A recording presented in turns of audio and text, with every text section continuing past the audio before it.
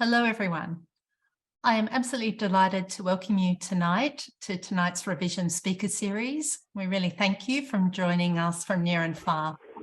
Just to introduce myself, I'm Sarah Fayan. I'm Guildhouse's CEO, and I'm really thrilled to participate in tonight's important conversation. To start with, I would like to acknowledge that many of us are meeting on the lands of the Kaurna people, and I pay my respect to elders past, present, and emerging. I recognise and respect their cultural heritage, beliefs, and relationships with the land. And I acknowledge that they are of continuing importance to the Kaurna people living today. I'd also really like to extend my respect to other Aboriginal language groups and other First Nations people who I know are joining us from right across this magnificent country. The reVision speaker series is something that Guildhouse deeply treasures, and we're very pleased to share it with all of you tonight. It's our online program that we work with our partners. They very thoughtfully curate these wonderful conversations to help us all deepen our connections, strengthen our creative practice, and grow our skills. Guildhouse is really delighted to be partnering tonight with Agency, an aligned, values-centred organisation that exists to celebrate and promote Aboriginal and Torres Strait Islander art, culture and people on a local, national and international scale. Thank you for joining us tonight, Bronwyn. Guildhouse absolutely commends the work that you do, and we're really pleased to be a small part of Agency's aspirations to develop and facilitate new platforms that support cultural maintenance and help Indigenous leadership to thrive. Just before I introduce our very special guest speakers, I'd like to remind you all of just a few housekeeping items. If you haven't already, could you please put your microphones on silent? You're more than welcome to post questions to the speakers throughout the discussion. Please just be mindful that on Zoom, everyone can see your queries. Please consider your questions carefully, and we thank you in advance for ensuring that they are respectful. And if you have any challenges with your technology, please just post that in the chat. My lovely colleague Polly is here, and she'll do her best to help troubleshoot for you.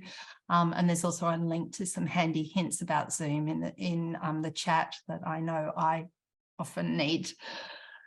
So it's my very great pleasure to introduce Sebastian Goldspink, Agency's curator, who will lead tonight's special and intimate conversation with celebrated artists Reko, Rennie and Amrita, Hepi. No doubt these wonderful, wonderful people need any introduction, but I'm very delighted to share just a few highlights. Seb Goldspink is an independent curator and proud descendant of the Matagal people of Western Sydney. In 2011, Seb, I understand you created your artist-run space Alaska projects as a platform for exhibiting contemporary art in unused or disused spaces. And since its inception, Alaska has showcased over 500 artists across 150 exhibitions. Seb's curated exhibitions nationally throughout Australia and right around the world. We here in Adelaide are very fond of him and thoroughly enjoyed his 2022 curation of the Adelaide Biennial of Australian Art for the Art Gallery of South Australia. Thank you. Reko, Rennie, wonderful to meet and welcome you tonight. Reko is an interdisciplinary artist who explores his Aboriginal identity through contemporary media. Through his art, Reko provokes discussions surrounding Indigenous culture and identity in contemporary urban environments. And Amrita, Hepi, welcome to you tonight too. An award-winning artist joining us here to talk about her current practice, which is concerned with dance as social function performed within galleries, performance spaces, video art, and digital technologies. I'm not going to make you wait any longer or listen to me. I welcome you all, and I'm going to hand over to Seb now to lead us in a conversation about R.E.P.R.E.S.E.N.T, represent. Thank you all for joining us. Thank you very much, Sarah, and hi to everybody on the Zoom tonight. Yeah, as Sarah mentioned, my name is Sebastian Goldspink. Really proud to be coming to you tonight from Gadigal land. I'm here at agency's offices at the Powerhouse Museum in Ultimo. And I'm super excited about tonight because on the Zoom we have absolutely two of my favorite artists, Reko, Rennie, and Amrita, Hepi. I think for a lot of stuff to do with curation, I really come at things from I think primarily being a fan, and I was a fan of both these people's work before I met them, and it's been one of my great joys of having the opportunity to to work with them both and spend time as friends. I would like to shout out some of the participants that I know are on the call. First of all, I'd like to acknowledge Ghana country as well, to a place that is really dear to my heart, and shout out to Uncle Mickey down there, James Tyler, Sal Scales, all the folks down in Tanzania, and all the people at AGSA as well too. Also on the Zoom tonight, I know we've got Auntie Tess Alice, Uncle Brett Nam, Dennis and Carmen as well too. Lots of friends. So we're amongst friends, and we're going to have a conversation, a chat. And what I think is really interesting is these kind of chats, are really kind of reflective of the chats that I have all the time with Reko and Amrita, talking about this kind of idea of representation and how you represent your people, but also to how you find your sort of individuality within that, how you work across different kind of mediums and different kind of forms, and I guess the sort of pressures and responsibilities, but also to the kind of liberating factors of coming at work through autobiographical lens, or sort of considering where you come from when you're making work. A few years ago, I attended a really great conference at R.E.P.R.E.S.E.N.T on feminism, and the great artist Julie Rapp, who we were talking about earlier in the pre-chat, spoke about feminism, and she said this really amazing thing. She said, so often that feminism is presented as like a burden or a responsibility, for female artists, that they have to be more feminist, to show that.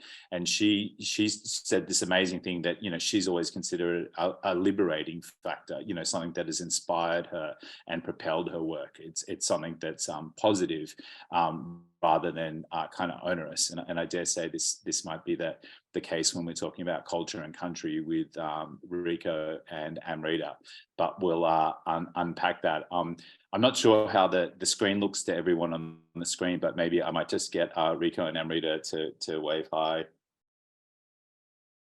Hi, Reko, can you yeah.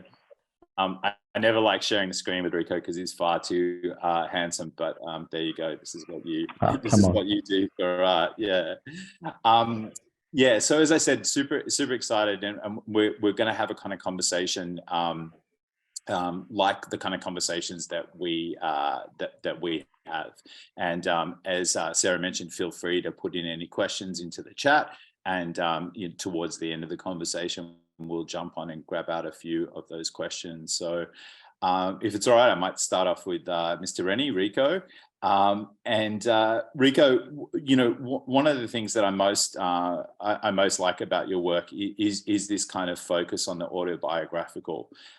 Your history, your immediate kind of history of your life, your parents' kind of generation, your grandmother's generation, are the sort of sources of inspiration for a lot of your work. And then now as well too, being a father, creating a new kind of generation, this seems to be something that kind of preoccupies you and sort of frames a lot of your work. It's something that you draw upon, and I wanted to talk about how you sort of how you kind of navigate those kind of responsibilities, and how you feel about making work about something that is obviously so kind of personally impactful to you.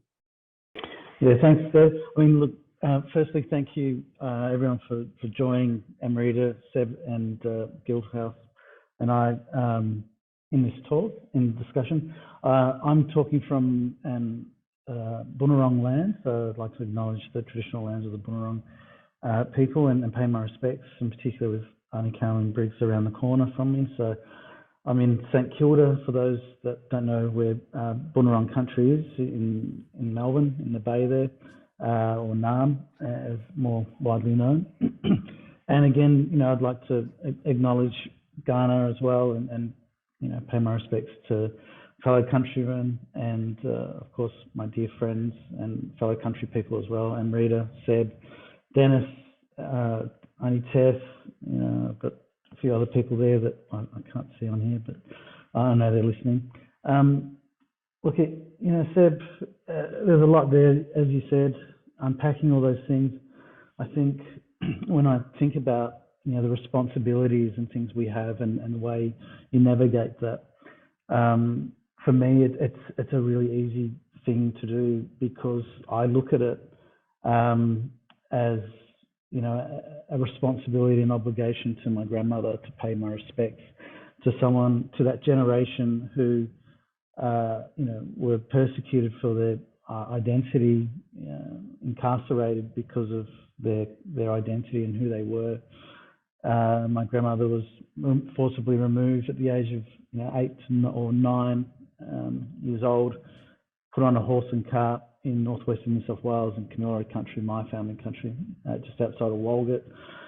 The Protectorate Board came, took her away, and she was never to see her family again. Got taken away on a horse and cart, or horse and bullock, as it was known, with her brother, Uncle Reggie Murray, and her sister, and they were split up, and 9-year-old little girl, then put on pastoral stations, various ones, for nearly 8 years, enslaved and abused like many other children, unfortunately. And this is unfortunately a very typical story that Aboriginal Australia and particularly communities in New South Wales, Queensland, Victoria, all over experience. So, there was, my grandmother brought me up and raised me up until I was 16, 17. And I used to hear about all these stories, and when I'd speak out as this, angry young teen about how the government could do that and how wrong it was, and how, it was an act of genocide and what they did to our people, she was so indoctrinated with that fear that she used to say, don't speak out against the government, or, they'll take you away. And so for me, that hardships that generation went through and they fought, they paved the way for us and for our generation to have a bit more freedom in society, I guess, even though it's still been tough in certain ways in terms of having voices and things like that. But I think for me, it was a very easy concept to have a voice through art. I could have the ability to create work, make statements, be ultra political, but use it through making video works, sculpture, paintings, and that way I'm raising awareness about particular ideas and ideologies I want to express. I'm talking about, how awful and how genocidal all those former policies were and what our people incurred, and I'm also paying respect to that generation, our previous generation, and our family members.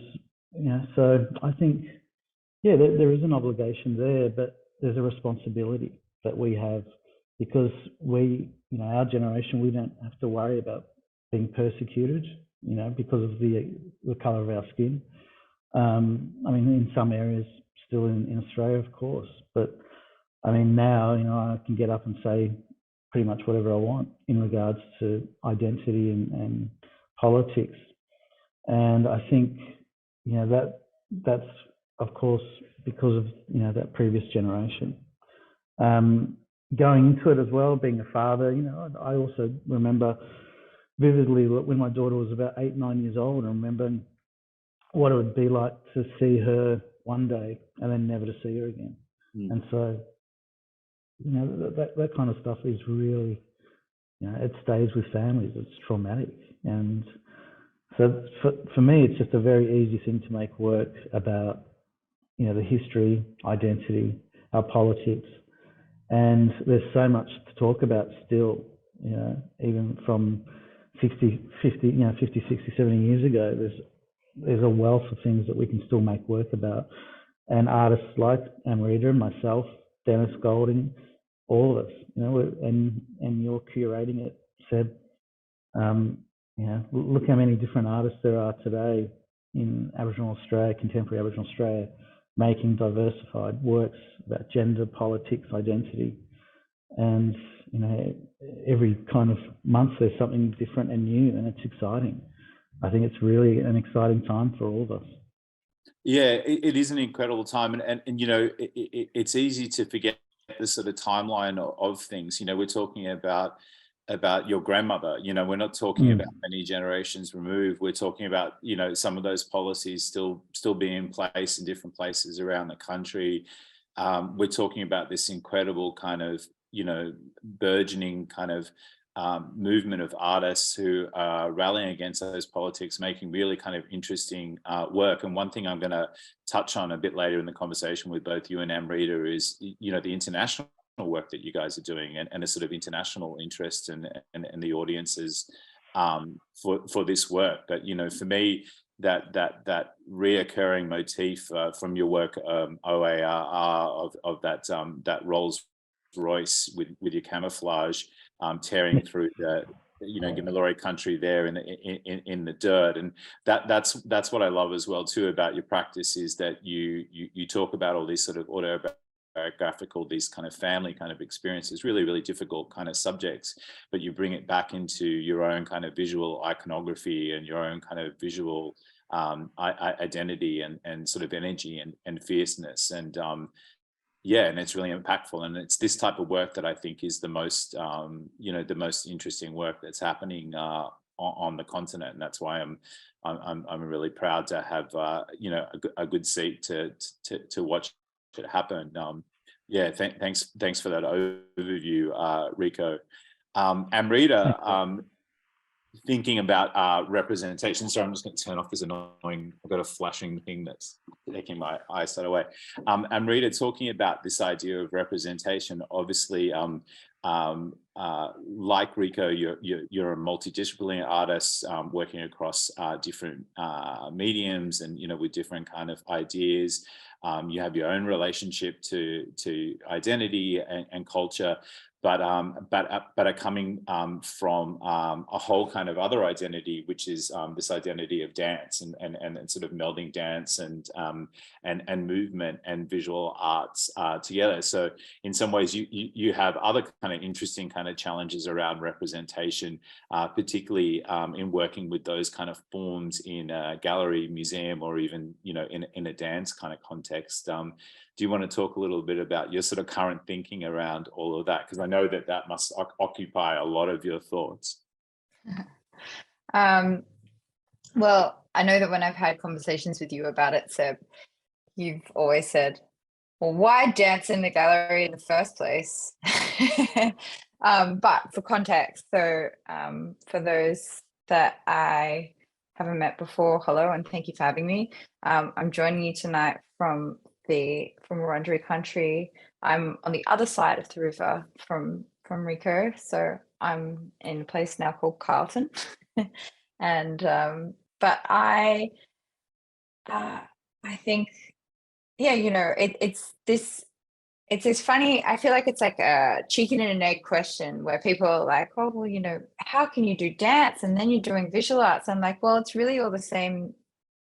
It's kind of all from the same thing. And I kind of think about, when you think about it from like a lot of different perspectives, but when I think about it from, I guess, my closest relatives, I think about my dad singing songs that then were kind of passed down, and then also think about him dancing and this kind of sense of community, and that they were always entwined, you know, and the separation really only comes later than that.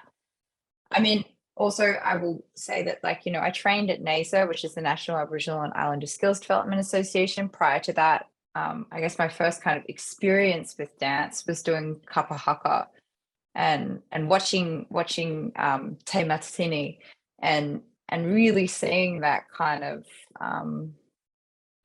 want to say like, yeah, spirit, like mana coming through, but that it was like, it was singing, it was dancing, it was like costume making, it was all the things that were kind of intertwined in there to communicate what it was that they wanted to say. And I don't think that it was separated. So I shouldn't let it irritate me when people are like, oh, well, you know, are you doing dance now or are you doing visual arts now? But because, you know, I truly believe, and this is the same with Reko, and it's the same with artists. I see like Dennis and other artists in this country, especially First Nations artists, where there is a true discipline in the multidisciplinary practice of things. And it's kind of attuning yourself into that. And I think that my discipline definitely comes through studying dance and this kind of attunement, I guess, with the body.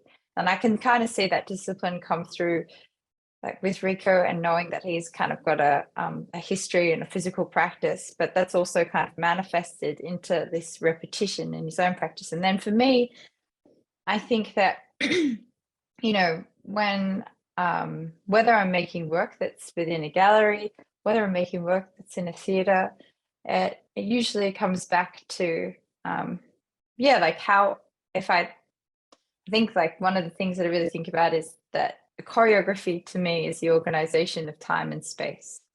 And I feel like it's very simple and direct. Obviously, there's a lot of things that need to be kind of worked around that. And depending on what I'm making, I like to think about it from a choreographic point of view, like, and that there is the organization of time and space and an audience and where they will be situated. And I can't divorce that from my kind of early experiences from dance, which is like really thinking about myself as the audience and watching people sing and dance, whether it's kapa haka, whether it's relatives, whether it's like in a dance school, that it really took being an audience. And so I'm always considering about where I will place somebody and how it is, whether it's like an active participation or I guess a passive participation, how the audience will be involved in something like that. So then it doesn't really matter whether it's a gallery or a theatre, even though sometimes I think, you know, the contract was set up in a theatre versus a gallery opening is maybe more direct, because everybody, when you have an opening in a theatre, everyone comes in and sits down and you do your thing, and then you can then it's over. Whereas in a gallery opening, it kind of goes on for 4 hours and you're like, whoa, hello, hi. And it's like fluctuating around the object of the art, which can be fun sometimes and excruciating other times. Yeah, and I mean, and just to qualify, you know, one of the things that Amrita and I talk a lot about in relation to dance and galleries is, you know, I've said to Amrita, from my perspective as a curator, I understand why curators and institutions want dance in a gallery. Like, it's movement, it's kinetic, it's great. But the question I ask is, do dancers want to be in the gallery? You know, like, is that a benefit to them? And that's interesting. I think the other really interesting thing, Amrita, I guess, you know, tying back to your childhood and your kind of development is, a lot of the works that you develop are essentially done with a community, right? Like, they're done with a group of people. You like to engage multiple participants to kind of work with you to realize projects, and maybe that reminds you of you know that time and that kind of collaborative way of making. And I know that that's very important to you, you know, that's all kind of flowing well in that kind of group situation. Yeah, I want to be able to, I'm like, whatever I make, I want to be able to pass it to somebody else and say, like, you can do it too. Like, I think that when I think about like some of the dance that I've done, even though like I've had really, really great teachers and I'm really blessed for them, but you know, I want to be able to like, yeah, like shape the tool with people to be able to say, like, to give it, you know, to be generous in that. There's no point if, you know, if others can't access it as well. So, and I think that's like the great thing about like, yeah, doing dance, like it kind of came from my I guess my way into art and my way into even into dance was like through watching video clips and being so bewitched by the imagery of that, which just felt like, I mean, not that anybody could have watched it, but it felt like anybody could have watched it and anybody could have learnt those dances, and that everybody was going to be bewitched by them. And I mean, I think that's one thing that you and Reko have in common. Of course, Reko was the 1988 Footscray breakdancing champion. So you both That's came right, Seb. through movement. But I might pick up on that multidisciplinary kind of idea that Amrita was talking about, Reko, because obviously, you know, you as well work across a variety of mediums, notwithstanding breakdancing. And I guess, you know, it's interesting to me to think about, you know, what propels you when you're thinking about ideas and concepts and, you know, all of these kind of histories and all these kind of complicated things going through your head. You know, how do you sort of work towards mediums? Like, you've worked with drones, you work with video, you've worked with painting, you've worked with performance, your work's been projected on the sails of the Opera House, on buildings in China, on racetracks, on apparel, you know, an endless kind of combination of things. What speaks to you about specific mediums, and how do you make that choice kind of in the moment to explore those ideas in that medium? Yeah, thanks, Seb. I mean, there's certain projects that I have in my head that I want to convey, or certain works, and they need to be conveyed with a certain material or medium. And yeah, the other thing too was, you know, I had some really crappy art teachers when I was younger, and they would say, they were really discouraging, and, you know, do this, pick one thing and be good at it. And I was like, you know what? I mean, you can kind of understand the rationale to that at times, but it wasn't really the right kind of supportive material, you know, things to be saying to someone young. And so, and I never went to art school. I mean, I'm talking about, you know, high school stuff. So, so for me, it was always like, you know, I suppose I was a little bit arrogant in that respect. I was like, well, you know, fuck, I'm going to have a go at this. I'm going to try it myself. And that's what I've always thought. I thought, you know, think about certain works that will work in a particular format. I always wanted to do a little bit of film when I was younger. I didn't get into VCA, and so I made some of my own films, and, you know, started with a Super 8, then a 16mm, and then started having some ideas. And Seb, you and I, as we're a certain, you know, similar age, you know, remember when we were younger, all we had were, you know, VHS tapes, and you'd, you know, record films and things. And so I just record these films I'd like and rewatch and analyze, you know, cinematography and all that kind of stuff, and soundtracks and scores. And it got to the point where I was just like, you know what, I've got this great idea, I think, for a work on country. I'm going to get a Rolls Royce, I'm going to paint it, I'm going to trash it, I'm going to talk about, you know, colonialism, I'm going to talk about wealth and entitlement and power, and utilize these symbols and forms to make a work about Aboriginal identity, but also, more importantly, you know, the awful history and things that happen to people working and enslaved on pastoral stations, and then people hiding under, you know, Christianity and Catholicism, you know, saying that, you know, they were doing better for the community than what they intended to. So all these kind of things made me create a kind of visual language, I guess, and looking at various influences. And so when I think about certain projects, like there's a bunch I'd like to do, and some are like pretty crazy and epic, and that's why, you know, I'm off to Rome in a few weeks to go research some material. I'm going to be making some new work in marble, so that's the next thing. And so why not, you know, why not make some work in marble and bronze and things like that? And I think it's one of those things where I've always thought, look, I'll have a go at it. And that was the whole thing. Do something that I love doing, make some work. If it doesn't work out, it's never a bad experience. It's just another experience. And so I think, and today in our contemporary society, we can work in a variety of mediums.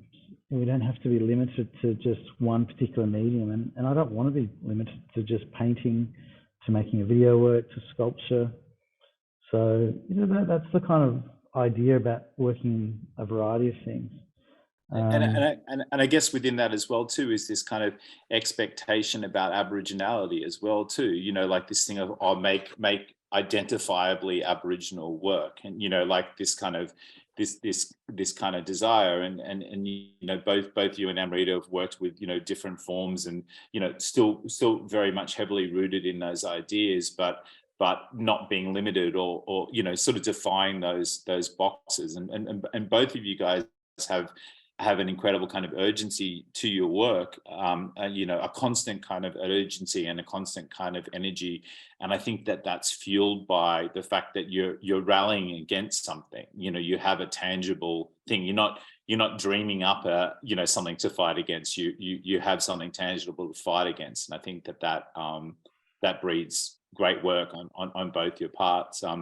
You mentioned, Reko, briefly there, going overseas to Rome, and I know Amrita's off in a similar kind of time frame to Texas in the United States, and both you guys have had the opportunity, you know, to work internationally, and I thought maybe it might be good to kind of talk about that kind of experience and how that kind of feels, making work that is, you know, very much kind of rooted in this context here on this continent, but showing it at an international level, and I guess also to how that relates to other First Nations people around the world, and how those have you know, crossed over. So it's a broad question, but yeah, feel free to jump in.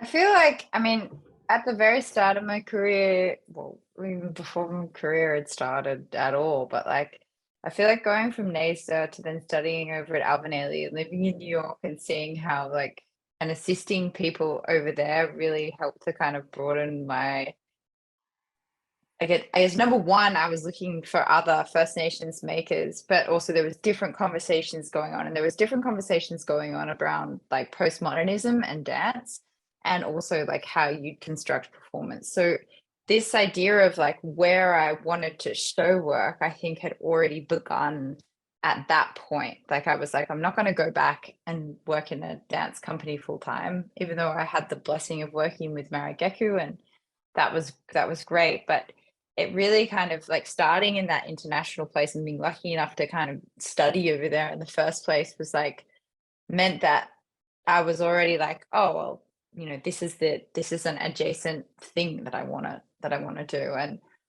I think that, you know, it's always good for perspective, but in an international, I guess, respect, like touring work as a dancer and touring work in a visual arts context and what that means, even though I was like, it's annoying to kind of always have to differentiate, is a really separate thing. Like, especially, I don't know, Reko, like being holed up at an art fair versus being in a theatre or going to an opening, and that kind of the conversations you're having around that, which are always fun.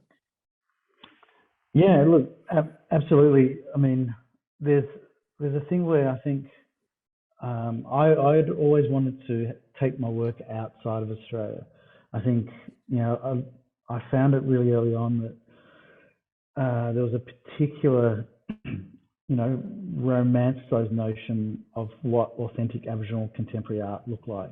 And it was very problematic, that view. And usually it was from a kind of white lens, you know, and some kind of a bit of an old school institutional idea that, you know, we had to look a certain way, make a particular art form, and then that was considered authentic.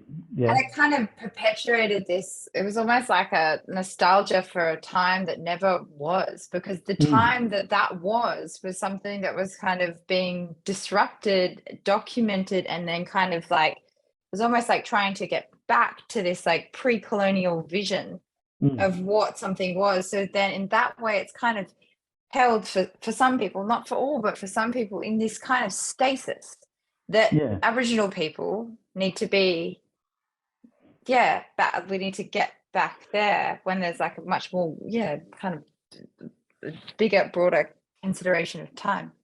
Look, it was easier for certain individuals and or, you know, organisations and certain people in that mindset to pigeonhole us, you know, into this kind of group and identity that were, you know, one particular cultured identity, when, you know, the reality is we're a very multicultural identity, you know, patrilineal, matrilineal societies, different artistic practices, and we don't all paint dots, and, you know, and that is not the only authentic form of Aboriginal art.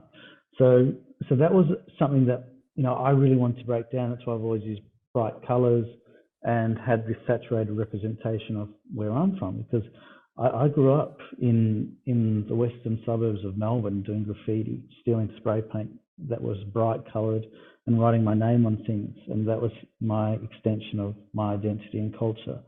And anyone that says, you know, I'm not an authentic Aboriginal, well, you know, who the fuck are they to question my identity? So that's when you got to kind of get in that mindset where it's like, well, you know, what I'm doing is authentic enough. I'm creating work from my own experience and from my family's experience, from my own history and narrative that I know of, and you can't get more authentic than that. And so I started looking at other artists doing similar things, you know, other First Nations, other Indigenous artists.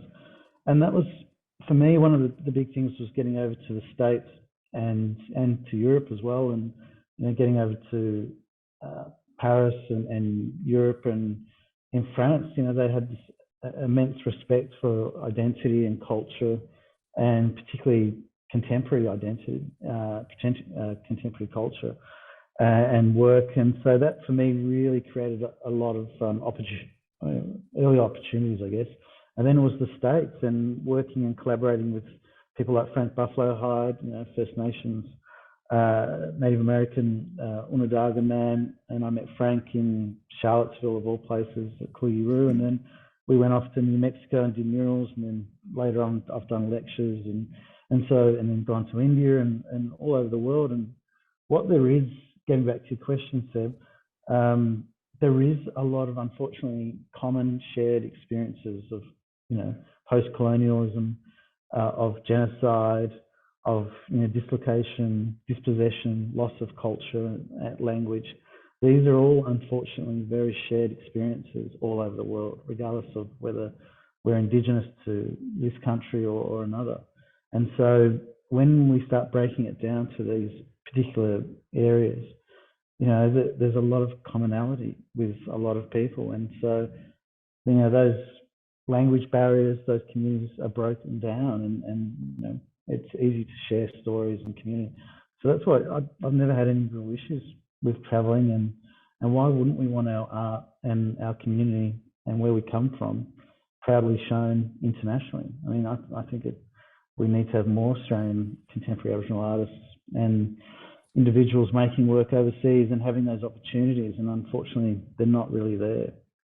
Yeah, it's strange because, you know, I've had the opportunity to travel with you both, and, you know, to different places in the world and do talks and stuff like that. And it really is interesting, sort of what you're saying, Reko, is that some of the stuff that comes up consistently in Australia, like almost like a sort of a, you know, a baggage, or, you know, like a question, just don't come up. Like it's just a whole different kind of atmosphere, and it's really kind of, it's really kind of refreshing. Like you kind of expecting this sort of usual kind of questions to come up, and they don't come up because they're coming from a different perspective. So it is a really nice thing. And then also to that thing of, you know, connecting with other First Nations groups around the world, and of course the commonality of experience, you know, reassures, you know, I think these kind of notions of identity, that, you know, this is due to systematic violence. This is not due to, you know, the makeup of a certain group of people. This is the same kind of system perpetuated around the world with the same kind of results. I remember being on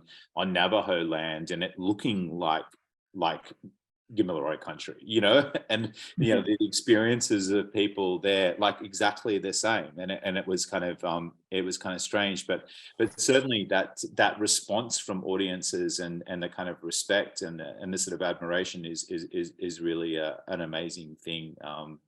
Yeah.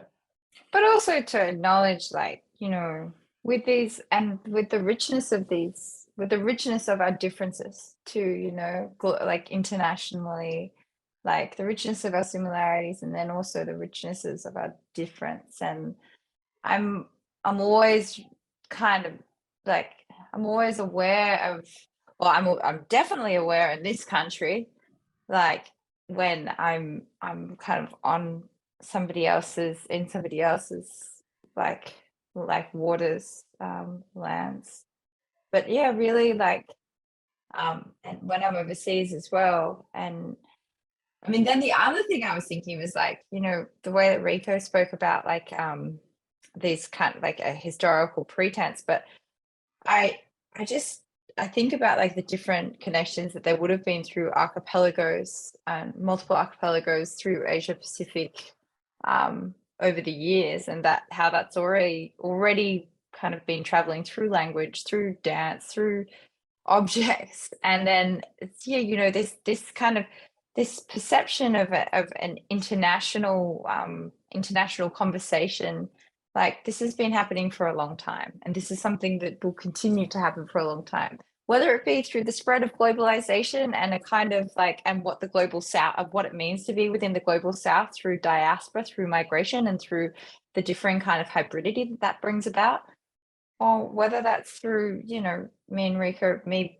kind of being based between Bangkok and here, and Reko going to Rome, you know, these, and that like the kind of spirit that sits behind these stories of like disparateness in some way is also the thing that kind of, that's the like the grit that cuts your teeth in another city. No, it's super beautiful and super inspiring, and that's one thing once again from the sidelines that I love to see is you guys getting out into the world and making a tangible impact, and getting to bear witness to that has been an amazing thing.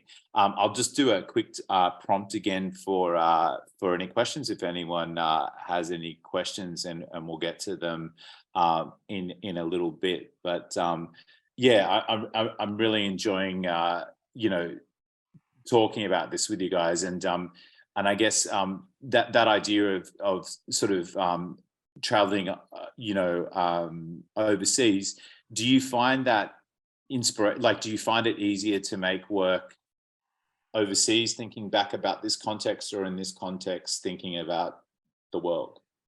Like, you know, does place situate you, like when you go, say, on a residency, Reko, to Rome, you know, like that's a really interesting thing, like being in a place like Rome and thinking back about here, you know.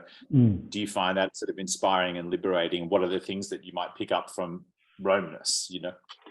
Yeah, it's really interesting, Seb. I mean, for me, I did it the other way around. I thought about things here, you know, historical things, and then things of recent, and thinking about how I could utilize some of those Renaissance type mediums and experiences in Italy, particularly Italy and Rome, and particularly looking at the marble, and thinking about how I could utilize those materials to make the works I want to make for here, and to show over there. And so it's about kind of thinking what other work I can make that's going to have a huge impact, and make something symbolic, and have a statement as well about what I want to say about the particular issue I'm raising awareness about, or whether I'm making a statement about. And so for me, it was the other way around. You know, I already had intended about 5-6 years ago to make this work, and I just didn't get the opportunities to do it. Applied for a couple of residencies, didn't get in, and then luckily I applied for the last one, you know, with the Australia Council and the Simon Mordaunt Fellowship at the American Academy, and I got it. So, you know, it's one of those projects where I'm sure Amrita's the same. Like, you know, throughout the years, you've got these ideas and concepts for certain works, and they're going to work in a particular place or in a particular time, but some have to stay on hold, and this was just one of those projects. And so when I go over there, yeah, I'll be thinking about where I am and how I'm going to achieve what I'm set out to do, but also, you know, look at the culture and the identity that's around me, and the experience, and yeah, really get into it. Yeah, and we've talked a lot about those Aboriginal people that you know went over to Europe at the turn of the century, those incredible kind of activists that felt that, you know, the need to go back to England and Italy as well too, to raise awareness of about what was happening to Aboriginal people back in Australia. And you know, I think, you know, that's something that you've spoken about to me, Reko, with kind of reverence of, you know, not taking that for granted, that opportunity to travel and be an advocate for your people and an advocate for your culture internationally. Like that's still a privilege that you don't kind of take for granted. You know, it's something that is that's really important. Yeah, absolutely. I mean, Amrita, you know, we're very fortunate to be able to do what we do, and you know, getting back to that historical narrative, and you know, our people weren't even allowed to leave or get permission to leave the station, and so, you know, we're only a generation and plus away where we can you know, we're pretty, there are no limits for us to go wherever we want. So I think when you start to look at it and break it down in terms of those time frames, and then the ability to, you know, travel and do things and represent who we are internationally, and also, you know, show other younger mob that, you know, you can do these things and do whatever you want to do. It's super important. Yeah, I think back to kind of, especially like on the kind of north of New Zealand, and people kind of jumping and, you know, and being able to jump around islands like via boats, like between the North and the South Islands, and that like prior to colonization, that there was a kind of access to an interest and this kind of way of being in the world that like I'm part of, in a lineage as well, you know, and that it didn't, I refuse to believe that this kind of shutdown was like well, in terms of colonization for these prior countries, was like, it aggravates me and it irritates me, but then I look a little bit further because I don't want to let it be the only thing that defines me. I refuse. And like, that's like, but it is also nice in an international, like, and I think about I guess like, yeah, when I think about doing things internationally and being able to like, yeah, see things and think about things and have my perspective, like have the will to change, you know, to be able to be changed and affected by something while also still having a pretty consistent idea. And I think like I feel like similarly to Reko, like that, you know, you have the ideas. It's really about searching out the material and where that might be, yeah, kind of orchestrated, whether that's in Rome or, I don't know, Carrara, or whether it's like a printing lab at the base of somebody's house in San Francisco that NASA used to have something to do with, and, you know, and yeah, there's all these different places that you're seeking to go to in order to make the work that you want to make. And really, I feel like it's kind of like driven by that first. I'm like, how can I make this in the space that I want to make, in the way that I want to make it? And like, yeah, it's kind of that, like, that kind of a drive that really, yeah, it's you know, it's like a quest, I guess. And also in terms of residencies, that helps as well. Like, yeah, I've been fortunate enough to have some really incredible residencies that have not only changed my way of like practicing and thinking about things materially, but then also created a bigger network of people that yeah, that I, you know, was of course explaining, you know, in where I was from, but then there was like the bigger connection there was about like practice and art making, and what we were both interested in terms of like how we wanted to edit things, how we were building LED screens, like how we were 3D printing, the sharing of research, and how that builds a bigger network. And that is like, that's always a great thing about like linking up with other artists overseas, is that it kind of extends your everybody's reach, and vice versa. I've like brought artists back over to Australia that I got to know overseas, and it's wonderful that you're kind of, you think that you're in this big world, but actually you're kind of spread. You're only like one or two people away from meeting a new meeting someone that you already know, someone that you know through art. And of course, through this generation of artists too, very fortunate to have these kind of methods of communication and, being able to stay in touch with people and follow what people are doing. But there's something incredibly beautiful about that traveling kind of space where you're kind of jet lagged and over caffeinated and, you're in this sort of weird kind of dream state, thinking back about home, maybe homesick, maybe glad that you're not at home. It's this kind of space where you can start to unpack, even not on an artistic level, just on like a kind of human level, that kind of distance. But also too, I feel that liberation sometimes from some of those kind of inherent kind of burdens of walking in this particular place. There's a dearth of questions in the chat, so I might actually open it up as well to our friends from Guildhouse or agency, if anyone had any burning questions for the incredible Amrita and Reko. Any takers? You don't have to, of course.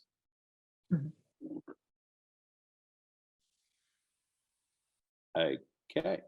The one thing I know that Reko is really looking forward to with the Rome residency, in all seriousness, is the consumption of pizza. That's going to be a very large source of inspiration for I'm actually quite fit these days. I'm looking after my health. He's watching his figure. Yeah. No, I am. I'm looking forward to eating well there.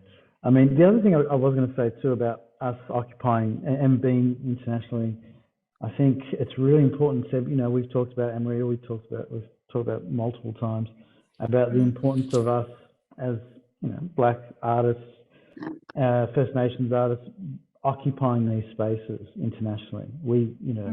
It's all very well and great that you get to exhibit locally and be in our home states, which is amazing, and be in institutions and have exhibitions here.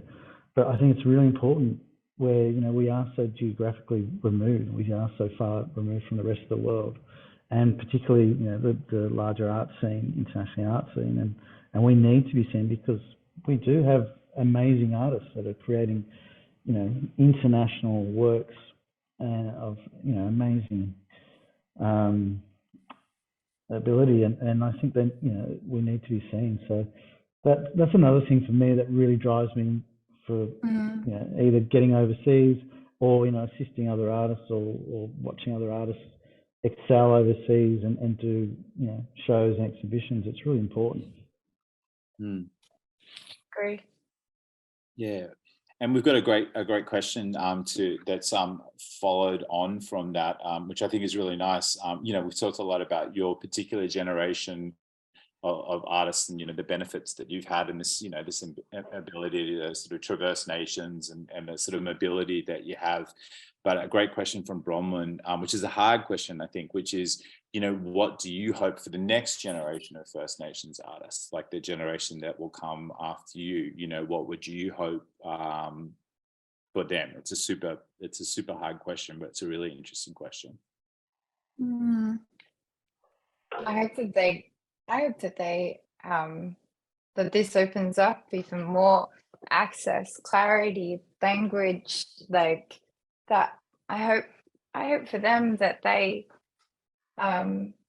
become even more emboldened with their thinking from the people from this generation. And when I think about great artists from this country and also from Aotearoa, I think about people like Lisa Rehana, Richard Bell, Reko, and I think about the kind of Tracy Moffat as well. It's like, it's one thing to kind of look up to them and think about them using new media, but it's another thing to think about like the context, simplicity, but also I guess like not even simplicity, the kind of complexity and richness of their work. But that I remember asking Tracy once, how did you get permission to use all those different videos and films in your video work, And she said, you know, I didn't ask anybody. You know, I'm not going to beg you. She said, you know, you got to beg for forgiveness rather than ask for permission. But I ain't begging anytime soon. So, you know, and I was like, oh, okay, cool. Like, but that kind of, yeah, I wish for them the confidence that confidence, access, rigor, and that and that also, that these conversations, I hope for them, like I was rereading, you know, because me and Reko have spoken about it. It's kind of like the dilemma of authenticity, and like this kind of like that there's this logic of authenticity that I think can kind of plague a new generation, that like it usually implies that when the word authentic is implied, that it means that these cultures are only real to a point, and to the point of pre-colonization, or that they've already been extinct, you know. And this is something that I hope that this kind of this feeling of extinction is not prevalent, that it's like kind of, yeah, that there isn't this yeah, I mean, that's a bit of a ramble, but I hope that for the next generation as well. Yeah, because there is this tendency to sort of, that some people say that like, oh, if we've lost a significant amount of culture, which we have, of course, in a lot of, you know, Of course. a lot of communities, then let's just abandon it because, you know, like it's done, you know, and that doesn't allow any room for that culture to evolve, to that culture to adapt, to create hybridity of It holds it in a stasis. Yeah. That it, unless it is back to a place where we cannot necessarily get to, it's like, and it holds us back there rather than in like the space of a dreaming, which is, you know, and that we can have multiple at the same time. We can be in grief and in mourning while also be like dreaming at the same time. And I think, like, you know, I see this in Reko's work as well. You know, I see this kind of, it's not overwrought with pathos, but it's got this like, it's thinking about these kind of like matrilineal lines through his mother, while also like, you know, rolling down the street in a Rolls Royce. The kind of like opportunity of paradox, for, I guess, in some ways, not necessarily an area, but like a sense of humor. And I say this a lot in my own work, you know, like I think about it being dead serious with a wink. And that like that kind of, that allows for these, that to not be, I will not be held in stasis, and then, but to further inspect what it, like how it is that I get to, that I am becoming the hybrid, you know?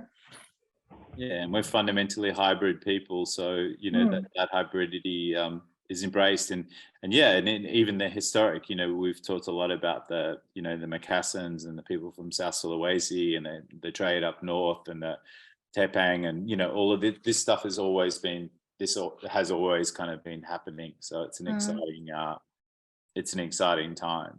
What about yourself, Reko? Yeah, look, I think it's, you know, I look at my daughter's generation. So my daughter's, you know, 19, just, you know, 19.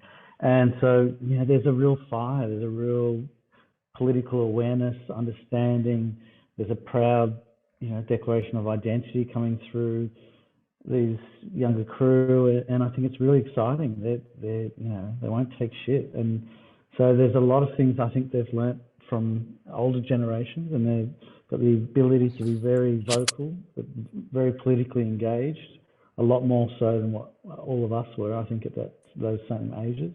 And, you know, we're learning from them too.